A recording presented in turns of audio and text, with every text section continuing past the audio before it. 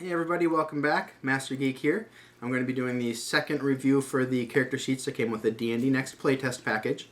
The character sheet I'm going to be focusing on next is going to be the Cleric of Pelor, which is a human. Again, I'm going to ignore the top portion of the first page of the character sheet that talks about the abilities and the attributes, the character senses and attacks, because I really feel that the features, background, and theme are the most interesting aspects of the character sheets and what really sets each character apart from the others. First one they mentioned, just as on the other character sheets, is the race, which in this case is human. Gives a real quick cultural background of what it means to be a human. And this is the one that kind of concerns me in regards to the race, because on this character sheet there's absolutely nothing listed for the benefits of being a human. Now I don't know if that means that they just haven't gotten to a point where it would make any kind of a difference in the game, so they don't mention it, or if humans are going to be the standardized race on which everything else is based. If that's the case and there's no benefits to being a human, those who are RP-centric, that won't be such a problem for, but people who are more mechanically oriented, like to take advantage of the system, more combat-oriented, I don't see how they're going to be choosing human as a class if there's absolutely no benefits from taking that for a race. Next up, they talk about class, which again is Cleric of Pelor. They give a real quick rundown of what it means to be a cleric, and again they list off the cleric benefits, the channel divinity, the divine magic, the weapon proficiencies, and then on page 2 they're going to go a little bit more in detail and break them down to exactly what they mean. Next they just talk about the background of the character. Now this is one of the big differences between the two clerics, and this is where you start to see that even characters of the same class are going to have two entirely different builds. The background for this cleric is priest as opposed to knight, which is what the dwarf cleric is. Talks about what exactly it means to be a priest. They're part of a temple, they're raised to be a priest of divine power, and then it gives a list of what tasks this character gets a +3 bonus to. Now in the case of the priest background, they get a bonus to diplomacy type roles, insight roles, religious lore, and wilderness lore, which if you've watched the other review, you'll see that they're completely different tasks that they get bonuses to. Lastly, they talk about the theme. The theme for this cleric, again, is going to be different than the theme for the other cleric. This theme is healer as opposed to guardian, which is what the dwarf was. And it talks about what exactly a healer is, and it's what you would think it is. It's focusing more on tending wounds than on being part of combat. And then it says that they get the herbalism feat, which is explained on page 2, which is where we're actually going to head now. We're going to skip over the equipment and treasure, and then the spells that are known and prepared, and the minor spells. And minor spells are something that I've actually neglected to bring up in my previous reviews. When I mentioned that D&D Next is returning to a Vancian system of magic, I wasn't entirely accurate. They are for the most part for any spells level 1 and up, but there are the equivalent of 0 level spells like they have in Pathfinder, or at will powers that they have in 4th edition, I suppose.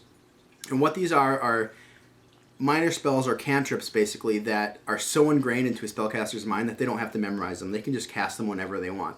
Now what that means is, if a spellcaster uses all of their regular spells, first, second, third level spells, etc., they're always going to have something to fall back on no matter how minor. Some of these are going to be utilities, some of them are going to be some minor attack spells. Basically, it's just so that they're not completely handicapped once they use up their daily spell lists. Now we're going on to page 2 of the character sheet, and this is where they go into a little bit more detail about the various aspects of this character, the Cleric of Pelor. First off, they talk about channel divinity, and I know I mentioned this in the other cleric's review, but I want to touch on it again just in case you haven't watched that one yet, or you're just looking at this one because you like the idea of this character in particular. Channel divinity, the only thing they mention for that here is turning undead. Now again, I'm not sure if that's because they just haven't worked anything out yet and there's going to be more at level 1 for channel divinity than just turn undead, or if it's just going to strictly be a level-based thing. As you go up in level, you get more channel divinity powers. There's not enough information in the playtest to really determine that. And then it talks about divine magic, how many first level spells a character gets at first level, and then as they go up, how many more spells they get. It touches on how to prepare a spell, how to cast a spell, adding your wisdom bonus to your magical attacks, and then what the saving throw difficulty class is for the character, which in this case is 10 plus the wisdom modifier. And then it talks about the weapon and armor proficiencies for the character, and then that's the end of the class features. And we're moving on now to the theme features.